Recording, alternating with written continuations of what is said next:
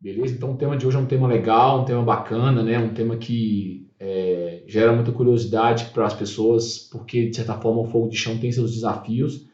E a gente sabe que o resultado, muitas vezes, especialmente no começo, é de fato uma carne às vezes mais seca, por não ter ali cuidado adequadamente da parte de, de perdas, né? Ou seja, não tomou-se as medidas devidas, vamos dizer assim, para cada tipo de proteína, para que você tenha um mínimo de desidratação, né? E a desnaturação é natural da proteína, quando ela está submetida ao calor, ao vento, no fogo de chão, fogo aberto, a gente tem esses inconvenientes. Então, galera,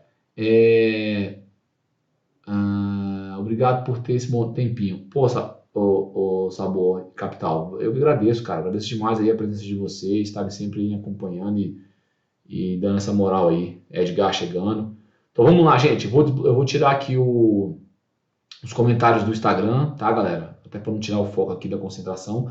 A gente está lá no YouTube. Quem quiser interagir aqui no chat, manda lá a dúvida, a orientação, enfim, o que quiser, a gente compartilha aqui, traga conhecimento também. Vamos fazer um movimento aqui do compartilhamento de conhecimento, de experiências, né? Então, beleza, galera. Vamos para o protocolo aqui, né, de gravação, até porque eu vou usar esse vídeo depois para uma outra ocasião, tá? A galera já falou que o som tá perfeito, então vamos lá, vamos começar aqui logo. Bom, seja muito bem-vindo à jornada Master Churras no Fogo de Chão, né? Aqui discutiremos sobre técnicas e melhores práticas para tornar o seu churrasco fogo de chão o melhor evento. Meu nome é Moisés Costa e o tema de hoje é evitando o ressecamento da carne no fogo de chão. Turma, vale enfatizar que a ideia dessas lives é uma maratona de lives aí, 2 semanas com lives todos os dias, trazendo as principais dúvidas, os principais questionamentos quando a gente lança lá o nosso box de perguntas semanal, né? Inclusive essas 2 semanas eu não tive como colocar, porque realmente está corrido, galera, com essas gravações aqui e tudo. Mas semana que vem vamos voltar. Eu gosto de ir atrás, inclusive, de informações, de conhecimento quando eu não sei, quando eu, enfim, tenho dúvida, para poder responder todo mundo, que eu acho que é legal. A galera quer replicar em casa, quer, enfim, fazer melhor, ter um melhor resultado, então precisa de conhecimento e informação e eu estou aqui para isso, tá? Para ajudar vocês, beleza? Então a ideia foi trazer essas perguntas, a gente distribuiu aí em 10, né? Pegamos as principais e estamos fazendo essas lives justamente trazendo esses temas. Então um dos temas é sempre a questão relacionada ao ressecamento, né? Coloco minha carne ali, minha proteína ali diante do fogo de chão e a gente sabe que tem muitas perdas, como eu falei, a técnica em si ela já proporciona perdas significativas porque o alimento está exposto ao vento, né, ao sol, isso tudo de certa forma gera uma desidratação, ao calor do nosso fogo, do nosso braseiro. Então hoje a gente vai falar sobre isso, né, como evitar que esses alimentos ressequem no fogo de chão, seja por estarem expostos ao sol, como eu falei, e ao clima, seja por intermédio do nosso braseiro, tá? O que a gente precisa buscar, na verdade, é sempre reter o líquido do próprio alimento, ou seja a carne, seja os vegetais, a gente precisa sempre ter em mente qual a melhor forma, né, de reter os alimentos, os líquidos, né, desses alimentos quando submetidos ao fogo de chão, tá? Não vamos falar especificamente de vegetais, a gente falou na aula de ontem, a live de ontem, a gente falou sobre vegetais, formas de se fazer, forma de se explorar os vegetais na brasa, e a gente falou um pouco sobre isso, né? Muitos vegetais que vão para o varal, e que eu vejo pessoas colocarem ali muito suspenso, muito alto, então ali não está chegando um calor suficiente para gerar um processo de cocção, mas um calorzinho que chega está gerando uma desidratação, aquilo ali está exposto ao vento, e quando você percebe, dependendo do vegetal, obviamente, ele vai ficar com a textura mole, murchidento, né, murcho, como a cenoura, por exemplo, a própria abóbora Itália. Então, tem certos alimentos que a gente precisa evitar expô-los assim dessa forma, né? E como a gente não está falando hoje de vegetais, vamos falar de carne, com a carne não é muito diferente, tá? As pessoas perguntam como manter a suculência, né, de uma carne que fica muito exposta ao calor. Ou o sal que resseca, né, naturalmente a carne no churrasco também acaba sendo um empecilho, né? Então essas são algumas das dificuldades que as pessoas têm, que todos nós temos, obviamente, precisamos superar. E no caso do calor, ele acaba sendo um empecilho quando a temperatura está muito alta, né? E eu estou falando especificamente sobre isso no fogo de chão. Quando a gente fala de fogo de chão, a gente tem a ideia de que é um processo de low and slow, né? Ou seja, temperatura baixa por tempo prolongado. Então, a proteína vai estar ali exposta por muito tempo ao calor, diferente de grelha, né? Diferente da técnica de grelhar, que você pega um steak, obviamente tem um volume de carne bem inferior, né, ao que a gente faz comumente no fogo de chão. O steak também, dependendo do corte de carne, tem menos tecido conjuntivo, ou seja, o grande empecilho, o grande problema no fogo de chão é o tecido conjuntivo daquelas carnes, aquelas proteínas que a gente leva para o fogo de chão. Obviamente a gente pode levar para o fogo de chão tudo que é carne, né? Mas quando eu falo de proteínas que são mais adequadas para que sejam, tenha-se o melhor resultado a partir do fogo de chão, como o animal inteiro, né? No caso do leitão, do porco, de modo geral, o cordeiro, o frango, né? O frango, querendo ou não, é um volume menor, mas ele está inteiro ali, então tem sua dificuldade de você ter um cozimento uniforme. A própria costela, que tem regiões diferentes de tecido de molécula de colágeno, então você vai ter na ponta do rojão, não é que lá tenha mais colágeno, lá na verdade às vezes tem até menos. A questão, comparado com as outras regiões, a questão é que ali tem um cruzamento de molécula superior, né, dessas moléculas de colágeno, os cruzamentos são superiores, então você vai ter ali naquela região da minga, do rojão, uma dificuldade maior de amolecimento do tecido conjuntivo, porque quando tem-se, né, esse cruzamento de molécula superior, você tem uma proteína mais termoestável, ou seja, ela é mais resistente ao calor, então ela vai demorar mais tempo para que ela possa solubilizar ali e virar gelatina, tá? Então, você vê que no mesmo corte de costela, né, no mesmo corte de carne, uma costela inteira, uma ponta de agulha, você tem diferentes tecidos conjuntivos, né? Então, essa é a grande dificuldade, né? Essas carnes que eu citei agora. Agora, quando a gente leva cortes menores para o fogo de chão, obviamente a gente acaba caindo um pouco nessa facilidade do corte não ter a quantidade de tecido conjuntivo que esses cortes que eu mencionei têm. Então, o processo de cocção acaba sendo mais rápido, né? E é até necessário que seja mais rápido. Mas, falando, como eu frisei aqui agora, dos cortes principais que a gente faz no fogo de chão, o calor do braseiro realmente não pode ter em alta temperatura. O ideal é que ele que se eleve gradativamente à medida que a cocção vai acontecendo, você vai percebendo aquela transformação da proteína diante do calor. Se é um costelão, ou mesmo um cordeiro inteiro, um leitão inteiro, né, uma média ali de 100, 110 graus de temperatura chegando na carne é o ideal, né? A gente usa lá, como eu falei nas lives anteriores, nosso termômetro natural. Cara, deu acima de 10 segundos de mão é a temperatura ideal para o fogo de chão, né? Não muito, obviamente, não muito acima de 15, que aí já está chegando um pouco calor e aí você vai ter um tempo muito maior para que aquela proteína chegue no cozinho, né, de certa forma, né? Então, o ideal no fogo de chão é isso, é que o fogo comece brando, vá aumentando gradativamente e isso facilita a retenção de líquido, tá? Então, se você mete calor demais, você gera uma desnaturação imediata nas proteínas. O que acontece? A proteína, a partir de determinada temperatura, perde a capacidade de reter líquido.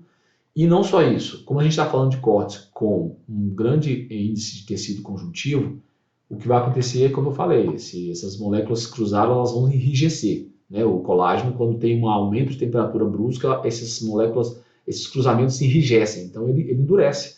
É mais comum o termo encrua, né? Ele encrua e o que vai acontecer? Cara, aí você pode deixar a costela lá 24 horas que já era. Não vai mais amolecer esse tecido conjuntivo, tá? Ele mudou a sua propriedade diante de um calor excessivo. Por isso a ideia do cocção lenta, do low and slow, devagar, né? A cada temperatura que esse colágeno, esse tecido conjuntivo vai ganhando, ele vai mudando a sua propriedade, a sua forma, tá? Até se tornar gelatina, que ele vai realmente escorrer e vai, obviamente, passar para atribuir sabor, mas ele não vai encruar, ele não vai ficar ali sendo um fator, às vezes, determinante, inclusive para a maciez da carne, quando ela já está pronta, né? Você mastiga e aquele colágeno está ali, por mais que ele seja gelatinoso, ele vai enrijecer um pouco ao mastigar, né? O bolo mastigatório, e você vai ter uma sensação de carne mais dura, mais rígida, beleza? Então, tudo que eu estou falando aqui de temperatura, evitar temperaturas altas, é quando eu falo de fogo de chão, me referindo a essas proteínas mais comuns, né? E de grande volume, tá? E a desidratação por meio do sal, que é a osmose, né? A osmose, ela é nada mais, nada menos do que um fator bioquímico onde você tem a distribuição dos líquidos, né, de um ambiente com menos concentração de soluto para um ambiente com maior concentração de soluto. A ideia dessa reação, desse fenômeno, é equilibrar os ambientes. Então você vai ali por intermédio de uma membrana semipermeável, que toda molécula tem, de proteína, ela vai perder líquido para o ambiente externo. O que acontece na carne é que esse ambiente externo está ao vento, né? É a parte externa da carne mesmo. E quando está em contato com o vento, ela vai evaporar. Então a gente vai perdendo líquido, né, ao longo da cocção. Então, se você puder evitar o processo de osmose, melhor ainda. Como é que você evita o processo de osmose? Salgando depois, né? Quando a gente vai para uma grelha, salgar instantes antes vale a pena, porque o corte é pequeno, está com alta temperatura, então você vai dar aquele Maillard ou fazer o reverse searing. Você vai botar a proteína lá em cima, atingir a temperatura ideal, depois você desce para dar o Maillard. Então, qualquer uma das situações, essa exposição imediata ao calor alto é muito rápido. Então, beleza, bacana. No fogo de chão, não. A carne vai ficar ali muito tempo exposta ao calor, um calor brando, né? Então, você vai ter perdas de líquido natural, só de estar exposta ao calor, como eu falei. À medida que a temperatura se eleva, vai chegar um momento que essas proteínas perdem a capacidade de retenção de líquido. Então, isso já vai acontecer naturalmente, independente de sal ou não. E quando você coloca o sal, você acelera esse processo, né? Você intensifica esse processo justamente por conta da osmose, tá? Então, evitar salgar a carne antes também é uma forma de você reter líquido no corte de carne, beleza? Lembrando, galera, um tecido carne, nosso tecido muscular, ele é composto de quase 80% de água. Ou seja, quando a gente vê lá o costelão do gaúcho, nada contra o gaúcho, estou me referindo ao gaúcho por conta de um exemplo muito prático. Ele salga a carne antes, ele salga a costela antes, né? Isso é cultural, tem como dizer, uns buracos muito grandes. O que são aqueles buracos? Desidratação. A carne, de fato, literalmente evaporou, né? Todo o tecido carne, que é, como eu falei, é composto de até 80% de líquido, de água, ele se evaporou, né? Ele perdeu, desnaturou, coagulou, perdeu a capacidade de retenção de líquido e foi evaporando. Então, a carne vai sumindo, né? A carne ela reduz drasticamente. Por isso, isso é um exemplo legal que eu gosto de utilizar, porque, novamente, a carne pode até ficar boa, gostosa e tal, mas você vai ter uma redução drástica no volume justamente por conta da osmose, tá? Então, salgar a carne antes,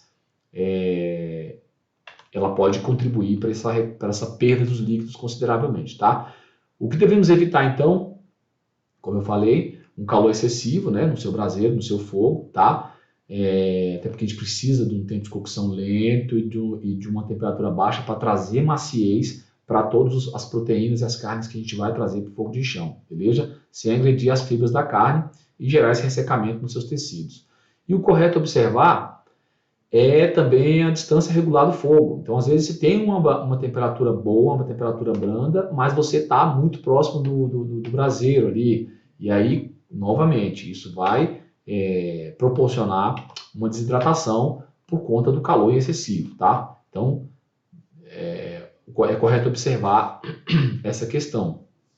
E uma coisa que as pessoas dificilmente fazem, e aí é uma orientação que cabe em qualquer contexto do churrasco, que é o descanso residual, né? Ou seja, você tirou, principalmente no fogo de chão, que a gente está falando de peças de carne grandes, volumosas, tirou a carne que estava submetida ao calor no processo de cocção, deixa ela descansar. Por quê? As extremidades estão muito quentes, obviamente já está nas extremidades ocorre a maior parte da desnaturação, né, da coagulação dessas proteínas.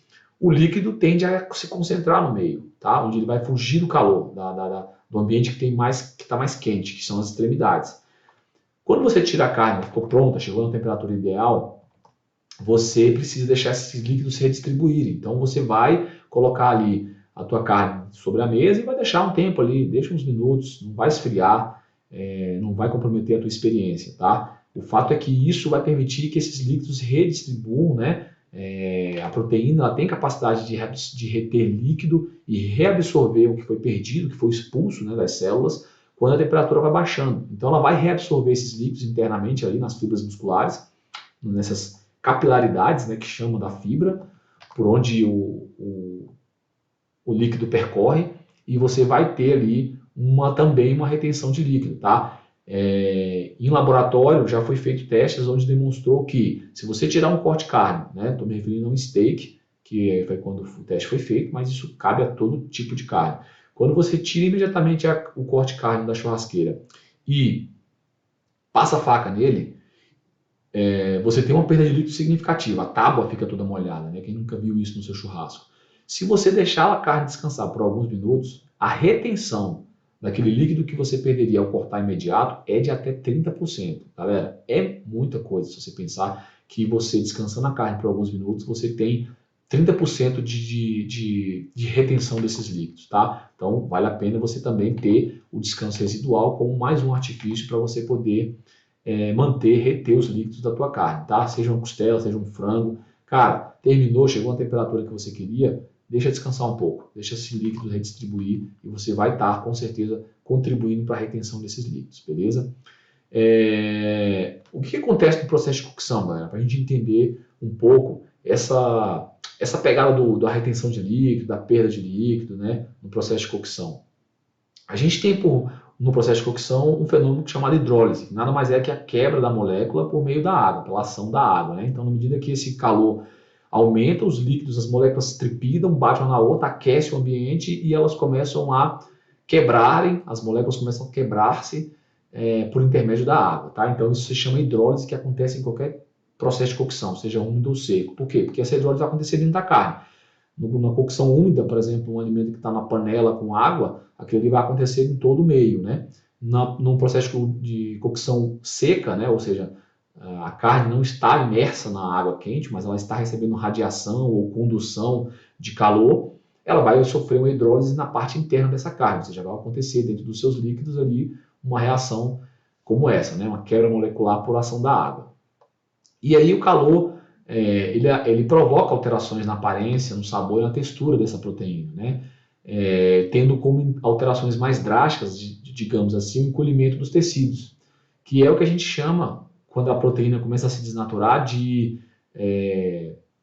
endurecimento proteico. Ou seja, o endurecimento proteico é exatamente isso, é quando ali, a partir de 64 graus, 65 graus, a proteína começa a perder a capacidade de reter líquido. Então, ela vai começar a expulsar os líquidos, ela não está mais conseguindo reter, ela vai começar a expulsar os líquidos, então o processo de desnaturação da proteína começa ali a partir de 65 graus, tá? Porém, ao contrário disso, o tecido conjuntivo começa nesse instante, a partir dos 65, próximo dos 70, o amolecimento, né, das suas propriedades. Então, o colágeno ele começa a amolecer a partir de 70 graus. E se você for subindo gradativamente essa temperatura, a tendência é que aos 80, 85, ele comece a quebra molecular, a gelatina. Lembrando que o tecido conjuntivo não é feito só da proteína colágeno, também tem a miosina, entre outras, que por sua vez não se desnaturam. Então a gente sempre vai ter nesses cortes de carne como a costela um pouquinho de rigidez decorrente do tecido conjuntivo. A molécula de colágeno vai derreter, a molécula de miosina não vai. Então você vai ter sempre um pouquinho de rigidez ali, mas a maior parte do tecido conjuntivo vai se solubilizar se a cocção for feita da forma como a gente tem falado aqui, sempre gradativamente subindo a temperatura, tá? E, cara, e é isso, gente. Então, assim, o ideal vamos lá, um passo a passo, digamos assim, né, do que seria o interessante trabalhar no fogo de chão para a gente evitar essa perda de líquido significativa, né, para a gente conseguir reter líquido da carne, seja qual for o preparo que a gente estiver fazendo. Tentar salgar depois, né, ou seja, no caso do corte bovino, ele tem uma textura, as fibras são mais longas, mais abertas, comparada com o suíno, com o frango. Então, e até pelos níveis de gordura que se tem no bovino, né, que vai manter a carne ali mais úmida, mais molhada, vamos dizer assim, não necessariamente mais macia, né, já se comprovou que a gordura ela não torna a carne mais macia, tá? Ela pode facilitar o bolo mastigatório. Então, você vai estar comendo uma carne que tem uma boa gordura entremeada, ela é untuosa, né? Ela vai untar a sua boca, uma boa gordura entremeada, ela é untuosa, né? Ela vai untar a sua boca, você vai ter uma sensação de maciez, mas a gordura não torna a carne mais macia. O que torna a carne mais macia são várias questões atribuídas ao ante-mortem e pós-mortem, né, do animal, tá? Então, a gente pode um dia falar sobre isso. é todo o conceito da carne de qualidade que profissionais como o Roberto Barcelo está trazendo e muito aqui, enfatizando muito no Brasil, tá? Então, essas questões sim estão relacionadas à maciez, a gordura nem tanto. Nem tanto não, ela não está, né? Claro que uma carne com muito grau de marmoreio, obviamente aquele tecido adiposo dentro do tecido fibroso, né? Quando se dissolve, quando derrete, ele vai deixar ali lacunas, né, não preenchidas, porque até então a gordura estava sólida. E aí aquela brecha, né, vamos melhor dizendo, pode causar ali o que as pessoas chamam muito de efeito soufflé, né? Eu ouvi esse termo com panhoca, no American Barbecue, ou seja, ele quebra o colágeno, derrete, no caso do brisket, né, que tem muito tecido conjuntivo ali entre as fibras musculares, e aquele espaço que se libera torna o mastigar mais fácil, né? Então, ela pode ser útil para a maciez da carne nessa circunstância, mas ela em si não amacia a carne, a gordura não amacia a carne, tá? Então é isso. No caso do boi, a carne bovina permite que você possa salgar depois, por conta dessas propriedades que eu falei. A gordura permite com que ela fique mais untuosa, mais úmida, então salgar depois vai facilitar. O frango, o suíno, o cordeiro, até por conta da fibra mais fechada, muitas vezes a gente passa um pouquinho da temperatura ideal para que também, né, tenha uma segurança maior e tudo, você não consegue salgar muito bem depois, não tem tanta eficácia como o bovino, né? Então você tem que, por exemplo, quando você consegue salgar depois o corte de carne que você estiver fazendo, ótimo, isso é o ideal para você poder, como eu falei, evitar a osmose e tentar manter máximo de líquido na carne, tá? Dentro da carne. Porque sal, galera, sal é enaltecedor de sabor, né? Sal não tempera a carne. Claro que um sal com especiarias, ele vai trazer um tempero, mas não pelo sal, pelo tempero que está ali na mistura, tá? O que tempera a carne é tempero. O sal, ele enaltece sabor. Então você pode enaltecer esse sabor com um sal apropriado depois da cocção, né? No caso da costela, sal com sal de parrígia, flor de sal. Depois você vai ter a reação que você quer, que é o enaltecimento desse sabor na sua carne, tá? Então uma das ideias é sempre tentar salgar depois aquilo que você conseguir salgar, beleza? No caso do suíno, o ideal e o cordeiro, né? Talvez o ideal seja ali a salmoura no processo de cocção. Por quê? Porque a salmoura, você vai manter uma hidratação da carne na parte interna, onde tem menos gordura exposta, né? E está muito exposto ao calor. Ali você fica, por exemplo, com um cordeiro, com um leitão, mais ou menos uma média de 70%, 30%, né? 70% com a frente, 30% as costas, então exposto ao calor. Então você precisa realmente manter aquela região hidratada para você ter menos ressecamento. Então a salmoura é o ideal para você já ir um pouco enaltecendo esse sabor ao mesmo tempo que você vai hidratando essa região. E as costas não precisa, né? Eu vejo muita gente, não que é errado novamente, mas muita gente às vezes hidratando a parte externa, né? A parte de trás do animal, e pô, ali já está exposto ao vento, muitas vezes exposto ao sol, você não tem uma sombra para fazer o fogo de chão. Então, se você passa água com sal nas costas, você está acelerando esse processo de desidratação. E outra, você vai ficar hidratando, por exemplo, o couro do porco, quando eu quero que ele vá ressecando para que quando a gente vire, a gente consiga vitrificar, né? Talvez tentar ali uma pururuca muito próximo do calor da brasa. Então, evita sempre ficar mantendo essa região de trás umedecida, né? O ideal é não fazer isso, tá? Mas então, o que acontece? Perdi o foco aqui porque a bateria da câmera tá dando... Vamos acelerar um pouquinho aqui para a gente termina. Então é isso, galera. No caso do ovino e do suíno, a salmoura é um recurso, um artifício legal quando você faz na parte da frente para manter a hidratação ali, manter molhado, né, úmido, tá? E nunca fazer isso na parte de trás, porque quando eu virar eu quero vitrificar o couro, eu quero ali no caso do ovino chegar num mylardzinho ali muito próximo para dar aquela crocância, já que a parte interna está cozida, chegou na temperatura que eu quero, beleza? No caso do frango, é mais fácil ainda. Por quê? Porque por ser uma peça de carne menor, um volume menor, você pode ir levá-la a uma salmoura, tá? O que é o interessante da salmoura? A salmoura, como ela já está com o sal diluído, né? Ela vai com um longo tempo, como é toda salmoura, né? Normalmente a gente faz um dia antes ou até mais. Galera, só uma pausa aqui para a gente, enfim, tive um inconveniente aqui de ter a bateria da nossa câmera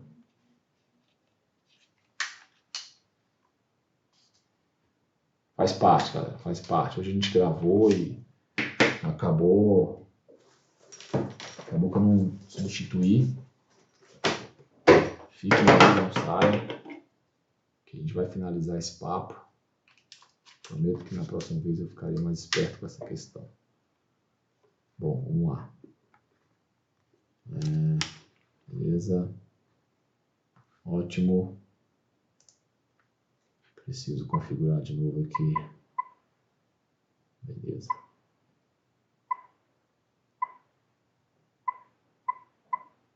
Vou falar uma coisa para vocês, viu, galera? Não é fácil, não.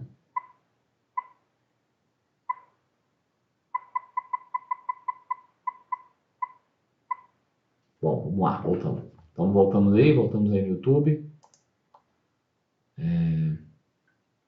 Voltamos, beleza. Bom, então é isso, turma. Como eu estava falando, o caso do frango, o frango é fácil, vamos dizer assim, mais fácil por conta disso, né? Você pode levar o frango a uma salmoura, ou desculpa, a uma marinada, né? E a marinada, como a gente sempre conhece, sabe, é de fato um tempero que vai por longo tempo. Então ele vai ali mais de 24 horas e tal. O que acontece no processo de salmoura que explica um pouco alguns testes que estão sendo feitos, inclusive o que a gente aprendeu lá na comunidade do Roberto Bocabello, tá? No curso de Ciência da Carne, um curso lá bacana para quem quer aprofundar, quem quer ir mais a fundo nessas técnicas, né? De cozinha mesmo, técnicas de cozinha. Ocorre o que na salmoura, né? E em qualquer processo de salga com bastante antecedência, como você, por exemplo, salgar o seu steak, salgar sua carne e deixar ali reservada no refrigerador por 24 horas. Ocorre um fenômeno chamado de fusão iônica, ou seja, inicialmente, como os cristais, o sal está em forma de cristal, vai ter uma osmose, vai gerar uma osmose, né? Esse líquido vai para o ambiente externo. Como está refrigerado, no ambiente acondicionado, você não vai ter a perda da evaporação imediata, né? E aquela água que se forma na superfície da carne, ela solubiliza o sal, né? Transformando esse composto em Na+Cl-, tá? Ele entra na parte da química mesmo. E o que acontece é que, quando o sal está nessa condição, ele começa sim a ter condições de penetrar por capilaridade no tecido cárneo. E quando ele penetra, ele vai gerar uma reação novamente de osmose e de fusão iônica, tá? Cíclica, dentro da carne. Então, ou seja, vai ocorrer uma osmose dentro da carne, onde as células intra, né, vão perder líquido para o ambiente externo. À medida que o sal vai encostando, aí vai ocorrendo uma osmose lá dentro do tecido cárneo, né, que é a mesma reação que acontece na peça como um todo, né? A célula vai perder líquido para o ambiente externo que está dentro da carne. E isso vai promover uma difusão iônica que ele vai invadindo, o sal vai invadindo, tá? Por uma questão mesmo esqueci a palavra agora, o Boca até usa essa palavra, enfim, é uma explicação muito técnica, galera, mas o fato é, essa difusão iônica ela acontece gradativamente com bastante tempo para que isso aconteça. Então, salgar 24 horas vai sim, não só permitir que o sal penetre, como todo o líquido que foi extraído se reabsorva, tá? E no processo de cocção, esses líquidos, eles são mantidos, vamos dizer assim, né? Há uma preservação desses líquidos quando você submete a carne ao processo de cocção. Então, a gente às vezes não sabe explicar a vida toda por que a marinada dá um sabor gostoso para a carne, ou seja, enaltece o sabor porque o tecido lá dentro da carne foi submetido ao sal, e como eu falei, o sal é enaltecedor de sabor, ele não atribui, ele enaltece, tá? Então você tem uma carne mais suculenta, né? E, enfim, a gente está muito acostumado com isso, em ver, de certa forma, as pessoas fazerem marinada com porco, com frango, e, cara, ter resultados espetaculares. Então essa é a explicação, a gente pode falar um pouco sobre isso depois, não é o tema da live, tem que entrar nesse tema tão específico, mas eu tenho uma explicação muito detalhada para essa questão, como o Boca trouxe na nossa pesquisa lá, tá? Então é uma difusão iônica que promove a introdução, vamos dizer assim, do sal no tecido cárneo e não a osmose. A osmose ela faz o contrário. E para que isso aconteça, o sal tem que estar realmente solubilizado, né? Para que aconteça essa introdução por capilaridade, beleza? Então, o frango, como eu falei, por ser uma peça menor, você pode marinar ele antes e vai promover, né, ajudar e contribuir para a retenção desses líquidos, inclusive quando o frango for para a cocção, para o fogo de chão, beleza? Mais uma forma aí para cortes de carnes menores, né, a gente utilizar para que a gente tenha a retenção desses líquidos, né, para a gente consiga manter o máximo de líquido possível dentro da carne, beleza? Bom, galera, é isso, ou seja, a ideia de salgar depois quando for possível, bacana, isso favorece na retenção de líquido. A ideia de fazer a salmoura no animal inteiro, para a gente manter ele hidratado e de certa forma ir enaltecendo o sabor na parte frontal que está exposta ao fogo, é também uma forma de você ir mantendo essa hidratação, sempre com a salmoura quente, né? Nunca vir com a água fria, porque você acaba mudando drasticamente a temperatura do tecido carne, aí vai acontecer uma queda de temperatura interna, a tela subir de novo, demora, então não é interessante. A salmoura ela tem que estar realmente fervendo ali em uma água quente, né? Tá? E no caso de cortes menores, né, como frango, paleta, cordeiro, pernil, cara, testem fazer isso, né? Salgar ali com até 1% e 2% de sal, referente ao peso da peça, que vocês vão ver que vai ter uma reação, vai ter um resultado bem superior na retenção de líquido, na suculência, na elasticidade do tecido, tá? Tudo isso o Boca comprovou e a galera fez teste, e galera, eu também fiz aí com vários cortes, tanto com picanha quanto com frango. Então vale a pena testar esse método. E é isso, galera. Eu acho que essas questões, o controle do fogo, né, não colocar o calor muito excessivo, isso, como eu falei, num corte que tem muito tecido conjuntivo, vai gerar ali um encruamento, né, uma rigidez no cruzamento molecular e do colágeno. Então, isso vai prejudicar o resultado da tua carne, tá? Então, sempre fogo gradativo, vai aumentando devagar. Isso também contribui para a retenção de líquido. Eu tenho um teste no YouTube, galera, que eu fiz uma costela com 6 horas e uma com 12 horas. Vocês percebem nitidamente que a costela de 6 horas perdeu muito mais volume, visivelmente. E quando eu levanto as peças, foi um costelão, uma ponta de agulha inteira, é nítido o quanto pinga, né, o quanto fica pingando líquido na costela de 12 horas. Ou seja, ela passou mais tempo diante do calor, mas por conta de um calor brando, ela teve uma retenção de líquido maior. Tá? Então, fogo de chão é isso, é fogo lento, fogo baixo, tempo lento, né? Enfim, acho que essa junção das duas coisas proporciona o amaciamento do tecido por diversos motivos, como a gente já explicou, principalmente quando se fala do tecido conjuntivo. Então não adianta acelerar o processo, né? O fogo de chão realmente tem que ter paciência, atenção, para que a gente tenha um resultado final satisfatório, beleza? E o resultado final satisfatório passa por isso, por manter o máximo de líquido possível dentro da carne.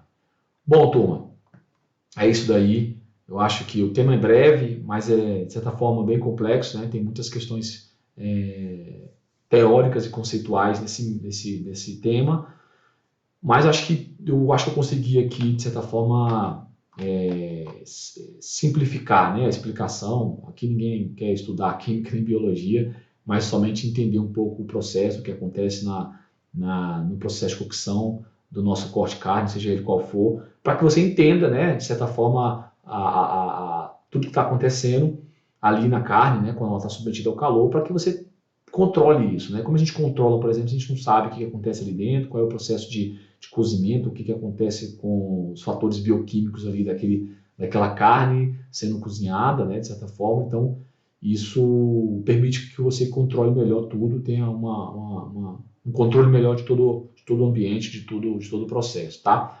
Bom, eu vou aqui agora dar uma olhadinha no chat aqui do nosso YouTube, tá, galera? Interagir com a turma aqui. Boa noite, beleza? Flávio Espina chegou por aí. Um exemplo é o cupim. Mesmo com ótimo marmoreio, é fácil ficar duro. Exato, porque o cupim não tem só gordura, né, Flávio?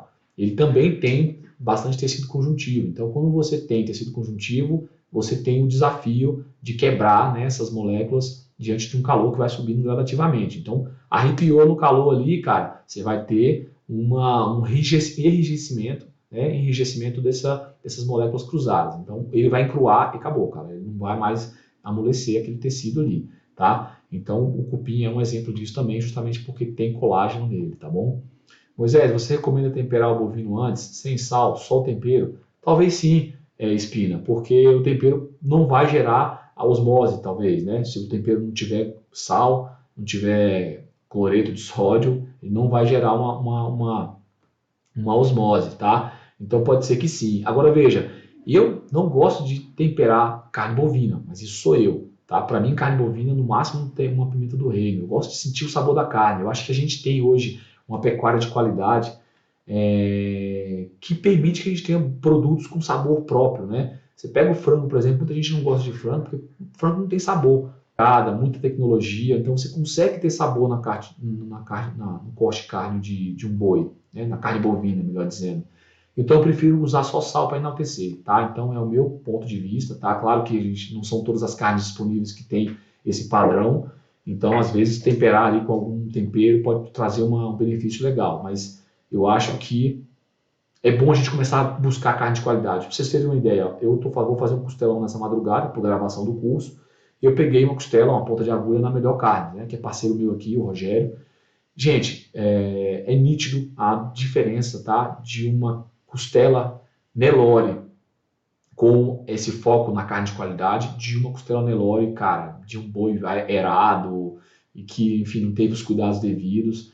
Então, assim, a gente mostrou isso numa gravação que a gente fez para o curso, é uma das aulas do curso, onde a gente fala de desossa orientada, mostra ali a carcaça bovina e um comparativo de peças de carne, né, de um boi ali ruim com um boi bem cuidado, né, um animal bem cuidado e tal, que não precisa necessariamente ser boi, né, pode ser uma fêmea.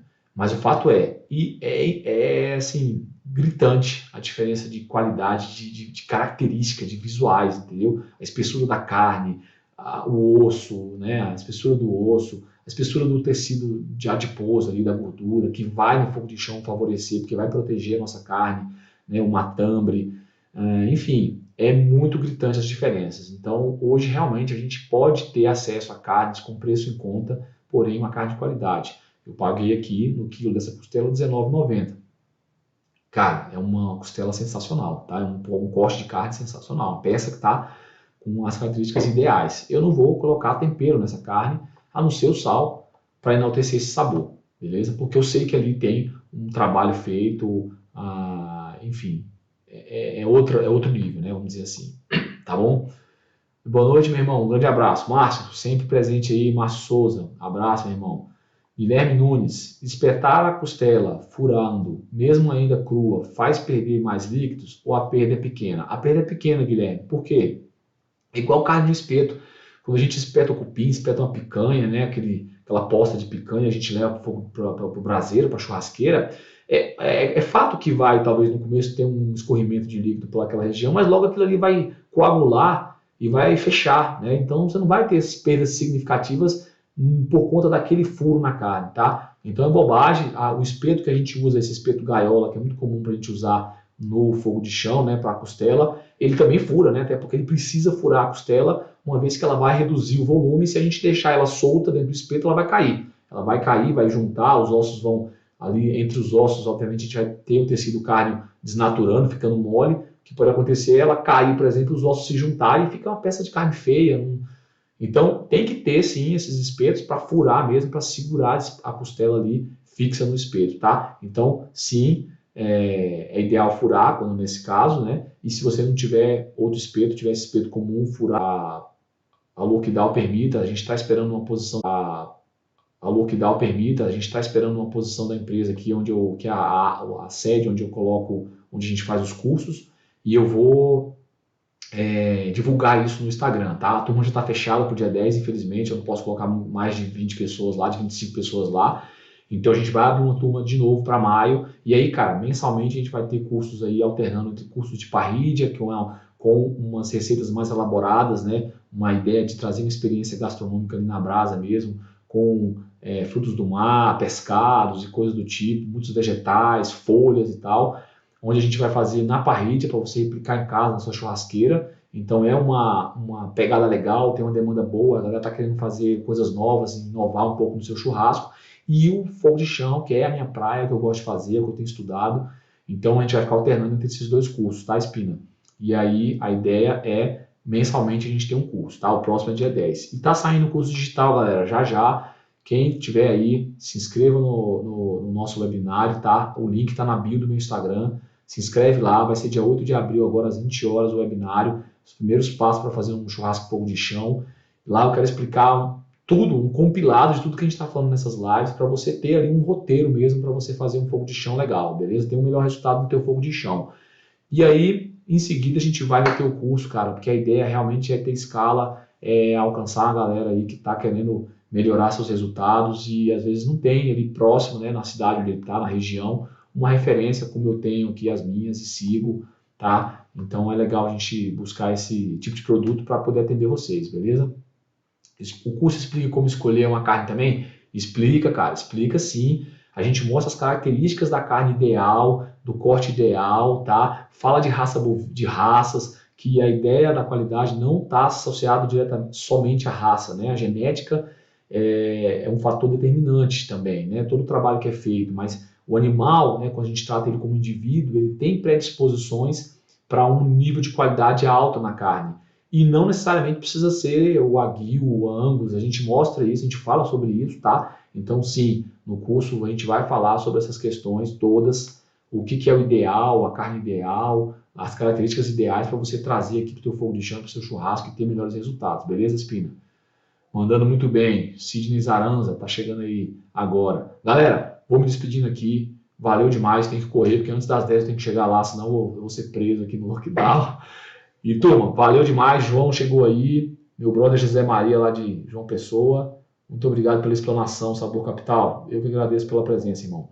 Muito obrigado, turma. Valeu demais. Até amanhã com um novo tema aí, para a gente explorar essas dúvidas todas no nosso contexto do churrasco fogo de chão, beleza? Um abraço, fiquem com Deus aí, galera. Muito obrigado, Espina. Tamo junto.